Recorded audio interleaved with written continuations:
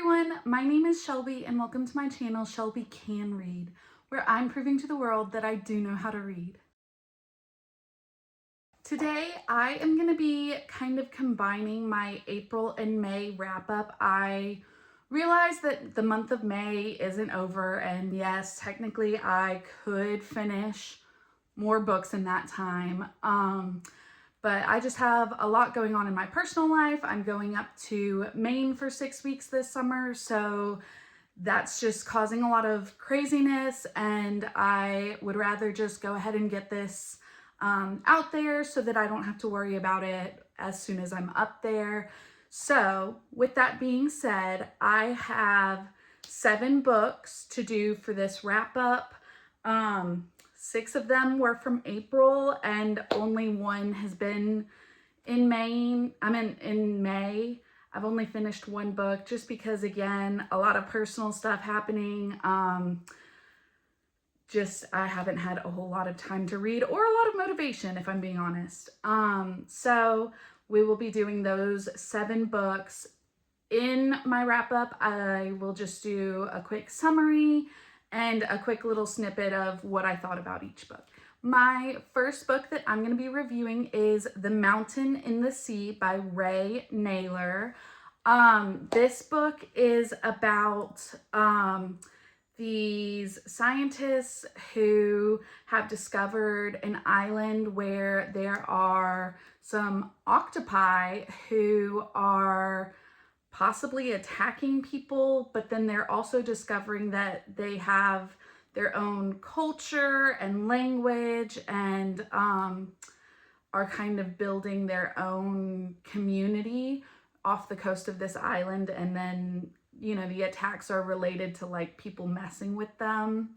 That's kind of part of the plot. And then the other plot is that there is like AI people, or well, I guess it's just one person that was made, and then there were like debates on whether or not they should continue making these AI people, and whether or not they should even be considered people. And so major theme of this book is basically what makes us human and what differentiates us from other animals and other like AI, all of that.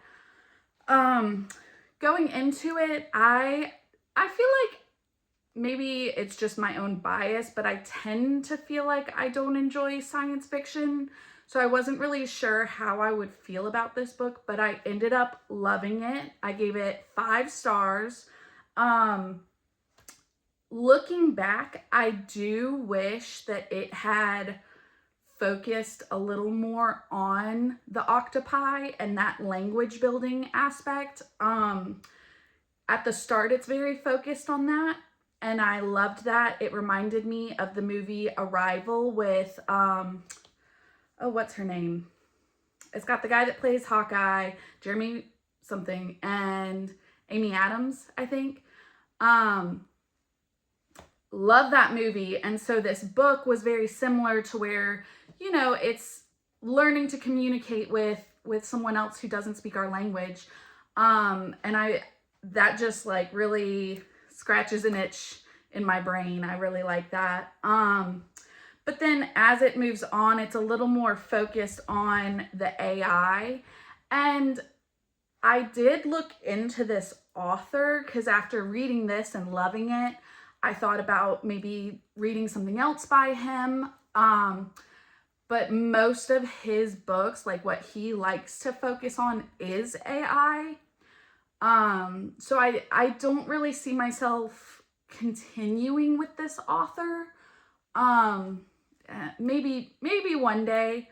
But I feel like what made me enjoy this book and what made it unique to me was the octopus part, not really the AI part. The next book that I read is The Magician of Tiger Castle by Louis Sachar.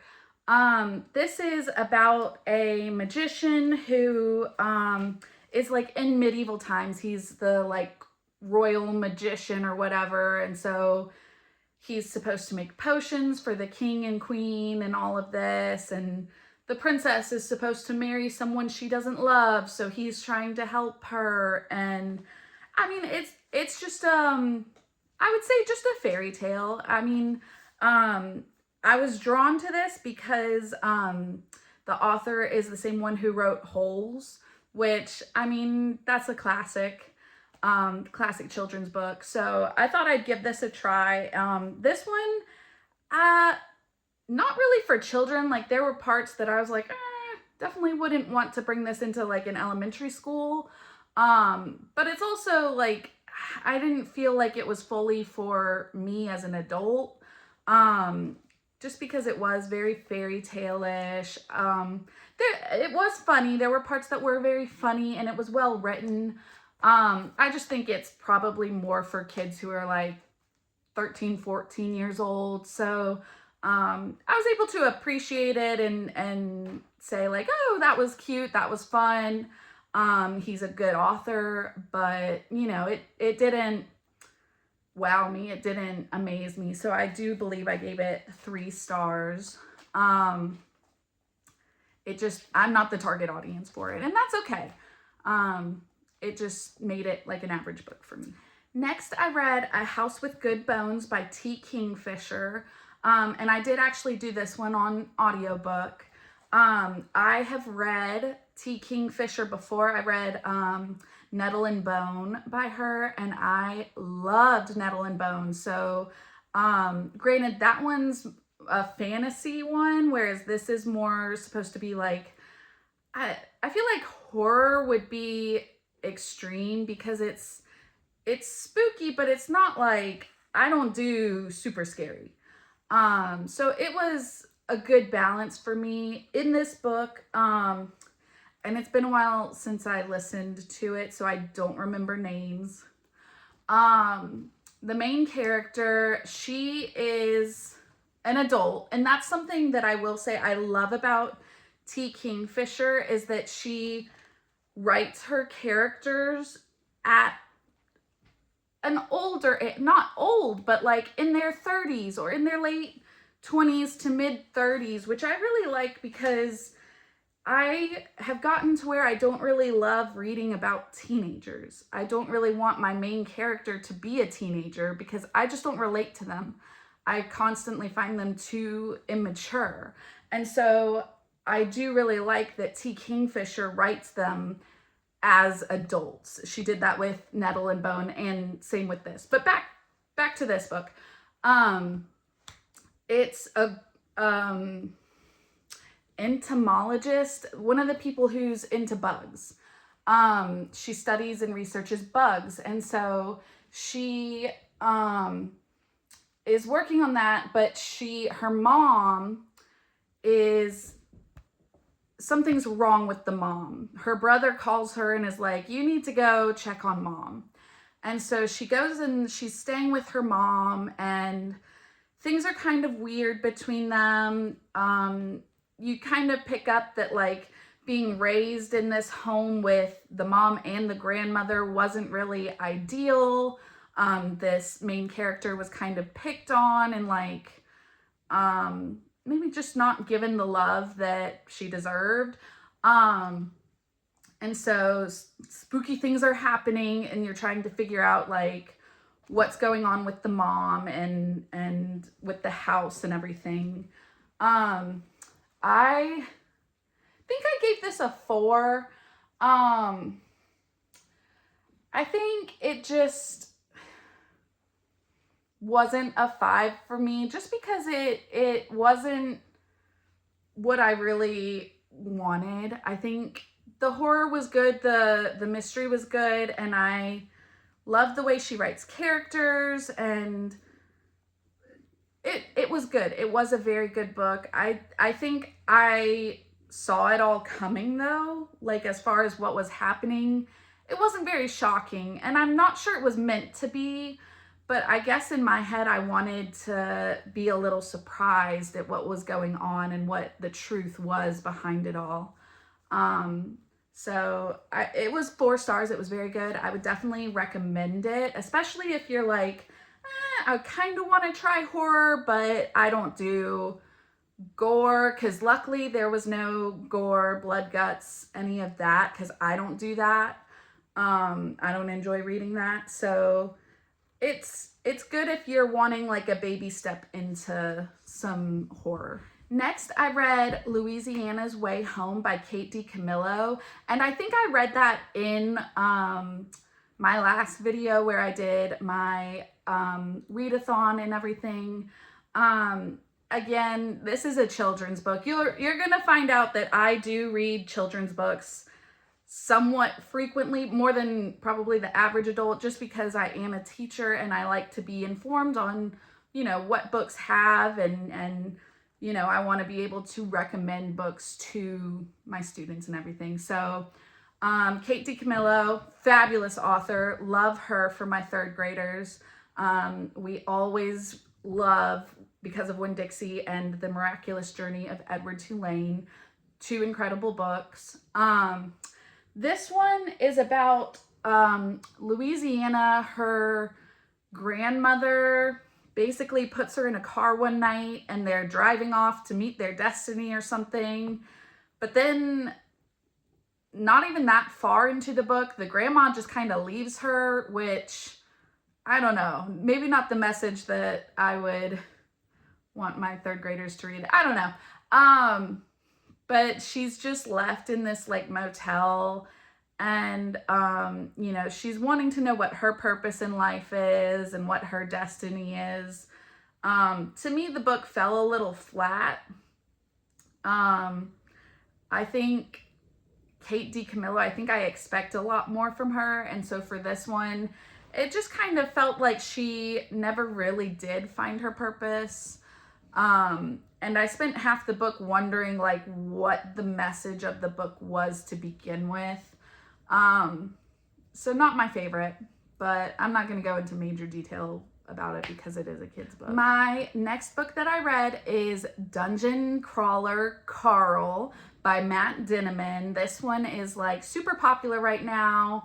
I definitely saw it and kind of was exposed to it from TikTok, which normally I kind of avoid those books, but this one seemed a little different.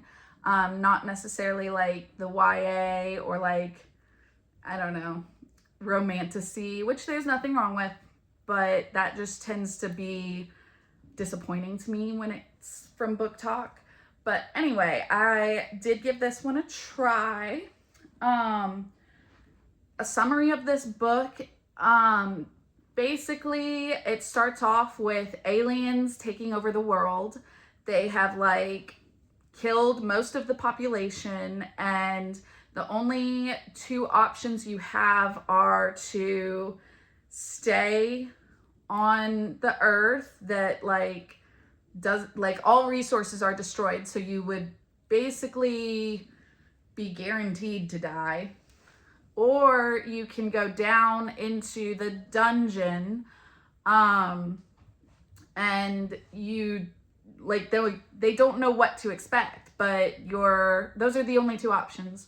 And so our main character Carl, he goes down. He also has his ex-girlfriend's cat, so the two of them are down there, and once they're down there, you find out that it's kind of almost video game style of like you're fighting against different monsters. You can level up and gain powers and different kinds of things. So this first book covers like the first 2 floors, and I forget how many there are. But if you make it all the way down, then you get to like be in charge of your planet again, I think. I really liked this. It got me a little bit out of a reading slump. It was very fast paced. It was different from anything I had personally read before. I liked it. It was charming. It was funny. I will say there was a lot more gore than I really like. I did give this 5 stars because I did really like it. I thought it was interesting and funny, and I thought it was well written, but I will say I don't plan to continue reading it. which I know some people would be like, why on earth not? But I do just feel like there was a little too much gore for me, a little too gross at times. And I think it's best for me to just stop where I am. But I thought it was fun. It was a good time and it was worth reading. All right. The last book that I did read in April was We Live Here Now by Sarah Pinborough. I have been slowly working through her books, as I've mentioned a couple of times. This one follows a married couple where, again, forgot the names. The wife, she recently, they were hiking in like, not the Grand Canyon, but like some sort of canyon or something. And she fell and almost died. Like she was in an induced coma. And so they weren't even sure she was going to make it. And then you find out that there was like a little more to the story of like, did the husband push her? Maybe, maybe not. But anyway, he gets them this new house. Once she's back, awake and recovering, they go and move into this new house. And things are a little off with it, a little bit spooky. There are like doors that open and windows that open. I thought Sarah Pinborough did a really good job at like creating the atmosphere and like writing about the house. It was very interesting, and I did want to kind of get to the bottom of it. Again, I've mentioned it before, but Sarah Pinborough, what I really like about her is that she kind of incorporates these supernatural elements into what would otherwise be just a regular thriller. So I liked kind of, since I've read her before, I knew to expect something a little bit supernatural, but that makes it almost harder to guess what's going on. I really liked the twist, and I thought the ending was really good. This one was a 5-star for me. I really liked it. I do plan to do probably soon a video ranking all the ones I've read by her, so I won't tell you like how it would rank compared to her other ones, but I found it very unique. I thought it was a fun kind of twist on like your normal haunted house. So I really liked it. All right. My last book that I am doing in this wrap up is My Husband's Wife by Alice Feeney. I had tried to read an Alice Feeney book, Daisy Darker, at one point, and I just couldn't get into it. And it was on audiobook, so I think I wasn't really vibing with the narrator, the reader. So I stopped that one. Reading this one, I'm not sure that I would continue and read another Alice Feeney book. I know she's kind of popular right now for like mysteries and thrillers. But getting into this book, My Husband's Wife, it starts out with the first girl, Eden Fox. She is out on a run at this new town that they just moved to, and she runs back home. She's coming home, and her key doesn't work on the door, and another woman opens the door and says that she's Eden Fox. And so there's 2 Eden Foxes, and we don't know who's the real one or what's going on. So that's kind of one side. We're following Eden Fox and what's happening with her. But then there's another side where there's this character named Birdie who has just been diagnosed with some sort of terminal cancer. She is being told that she doesn't have very long to live. But minor spoiler, she ends up being a lead detective. So when she comes back to this town, she's the one in charge of figuring out all the stuff with Eden Fox. Um, this one for me, I think was really just 3 stars. Um, I don't think Alice Feeney does a great job at writing characters, which is a really big, important part to me. But specifically with Birdie, and I was telling my coworker about this because she was reading it as well. It was like Birdie started out as this one type of character, and then she just completely flipped, and it didn't match what we already, well, I guess what I already felt like we knew about her. So to me, it was very odd seeing just her completely change the character just to kind of fit what she wanted for the story. It didn't make a lot of sense to me. Even the Eden Fox stuff, I felt like it could have been a lot more. Like there could have been more to that, and it just fell a little flat. I will say, I mean, the twist was interesting. And there were parts that like I could tell there was something to it, but couldn't quite figure out exactly what was happening. Like I said, I know that these two characters are connected, but I can't quite figure out how. Um, so I think she was good at maybe coming up with a plot, but then I don't think she writes her characters very well, and that made it fall a little flat for me. It made the plot feel less important because it just didn't match some of the characters. And so it was a 3 star for me. I read a lot of thrillers and mysteries, so I think I'm a little bit harsh when it comes to judging those.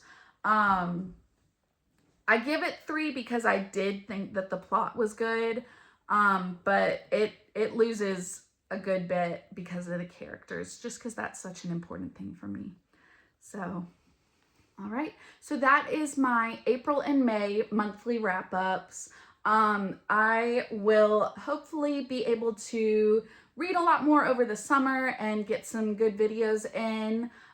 If there are any of these that I talked about today, or any that you think I should read and review, let me know. I'm happy to go into more detail about any of them.